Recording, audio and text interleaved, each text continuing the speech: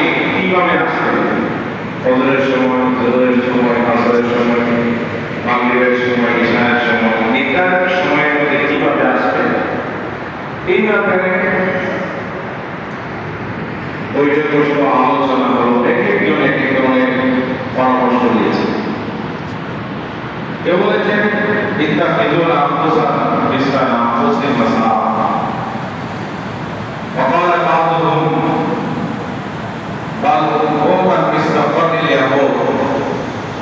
কেউ বলেছেন যে গ্রন্থ দেওয়ার জন্য, যে গ্রন্থের মাধ্যমে মানুষ এই আওয়াজ শুনে নামাজের জন্য আসে।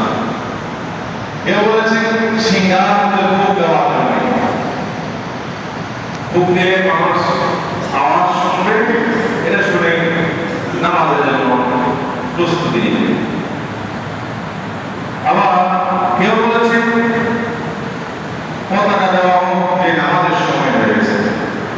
রাসূল কারীম সাল্লাল্লাহু আলাইহি ওয়াসাল্লামের কাছে কোনো পরামর্শ ভালো লাগেনি, কারণ ঘটনা প্রদান করত মুশরিকরা, খ্রিস্টানরা। আর সিংহায় উপনীত ভাষা এগুলি খ্রিস্টানের সাথে মুসলমানদের সাদৃশ্য কখনো হতে পারে না। রাসূল কারীম সাল্লাল্লাহু আলাইহি ওয়াসাল্লাম কোনো সিদ্ধান্ত নেয়নি, ওই দিন সবাই যা যা ঘরের মধ্যে চলে গেছে। নবী করিম সাল্লাল্লাহু আলাইহি ওয়াসাল্লাম সিদ্ধান্ত নেয়নি, যা যা ঘরের মধ্যে সবাই চলে গেল। হযরত সাইদ রাদিয়াল্লাহু তাআলা তিনি বর্ণনা দিচ্ছেন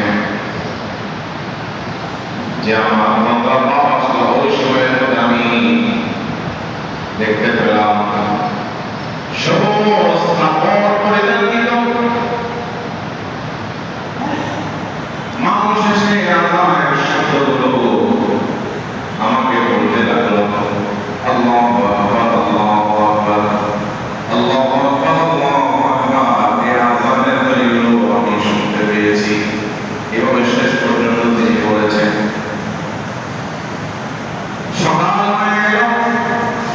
সকাল হওয়ার পরে তিনি নবীর দরবারের মধ্যে চলে আসলেন।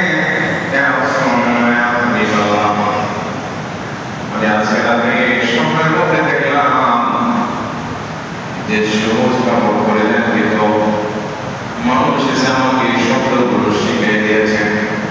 রাসূল কারীম সাল্লাল্লাহু আলাইহি ওয়াসাল্লাম বললেন, তুমি শুদ্ধ স্বপ্ন দেখেছো।